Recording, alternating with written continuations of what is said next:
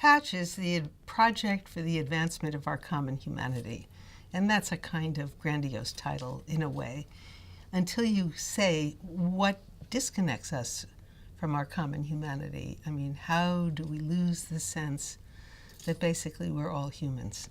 Let's draw a map. Let's have a root. So where do you start? You start with a baby is born, a human baby. That this baby is amazing. You know, this baby is born almost practically from birth. It makes eye contact. It seeks to basically engage with other people. In fact, it's key for the baby's survival. I mean, Sarah Hrdy's work says evolution selects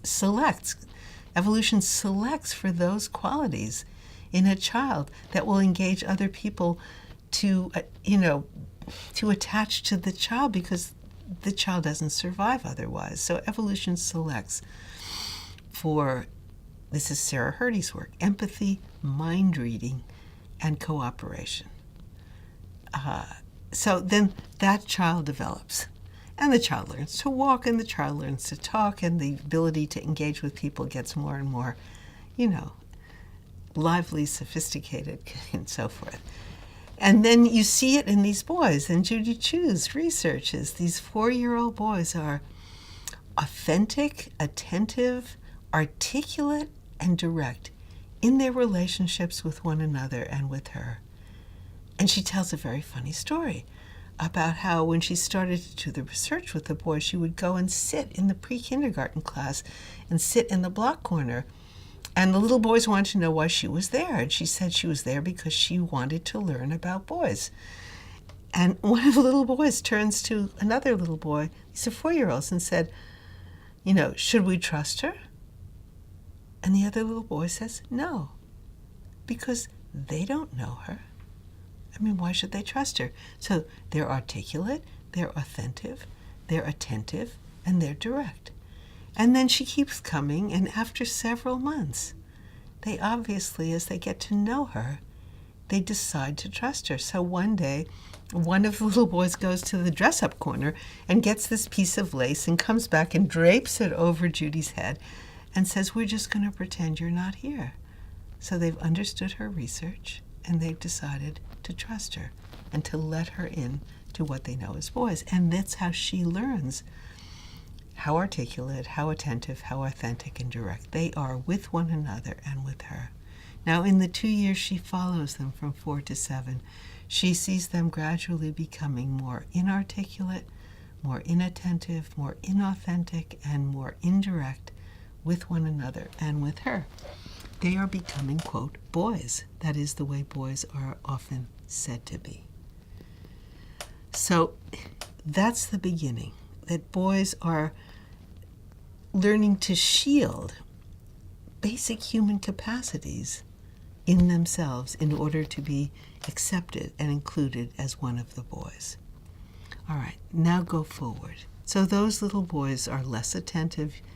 And you can see the consequences of that. There is also more signs of psychological distress, more depression in boys than in girls at that age, more speech disorders and attention disorders and learning disorders and out-of-control behavior.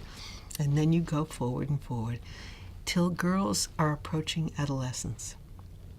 And you see these 9, 10, and 11-year-olds say, wait a minute.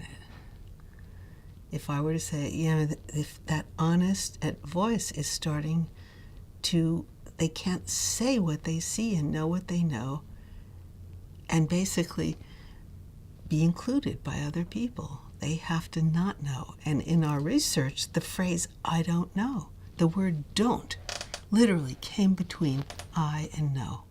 Like, don't know what you know. This is what you should know.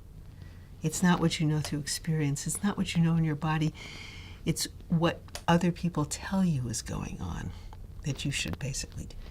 And then you see girls resisting this loss of connection, but also becoming more depressed, and the eating disorders start, and the cutting, and the basically destructive behavior. And then you go forward. So now you've initiated little boys, Now you're initiating girls as they reach adolescence.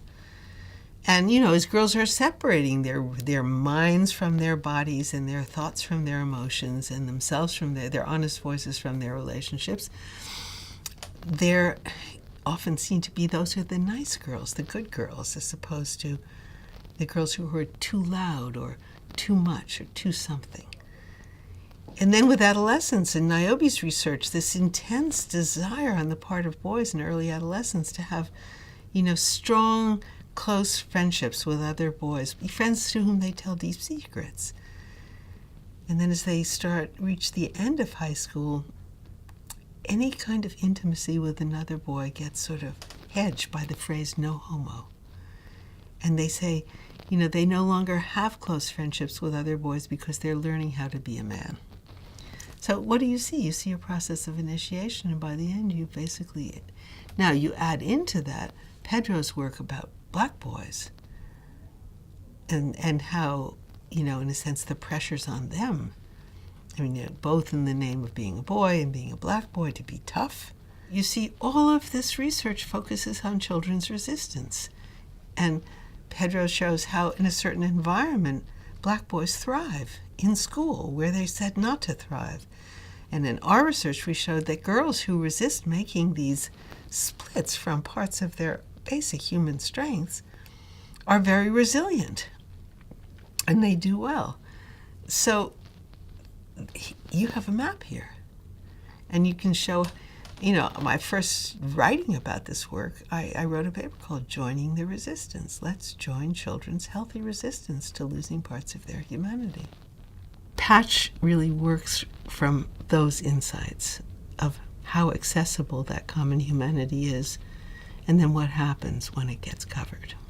If we lose touch with what makes us human, which is our ability to register our experience, to speak from our experience, to empathize, to pick up basically what others are thinking and feeling, to know what we know, to cooperate, to arrive at mutual understanding with other people, that's going to affect our intimate relationships, but it's also going to affect our public relationships, our ability to live with people from other cultures, from other nations. To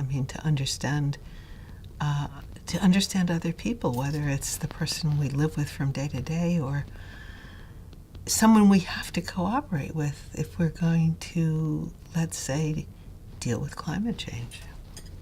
If you want to have a democratic society, you need to have people connected to their experience. And the crisis of connection is a crisis of, if I'm connected to my own experience, to my own thoughts and feelings, I can't be connected to other people and live in the culture I'm living in.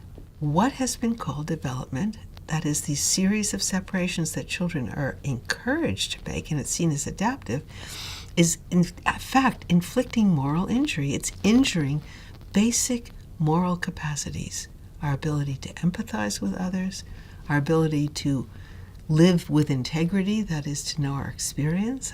Basically to live, you could say, in the truth of what we know. And the ability to act in concert with other people, to cooperate, to solve problems in relationships rather than through the use of force. With the advances in what we know, in our knowledge about our lives, human development, we've come to the place where we really, where we know enough to act on what we know. And the time to act is now.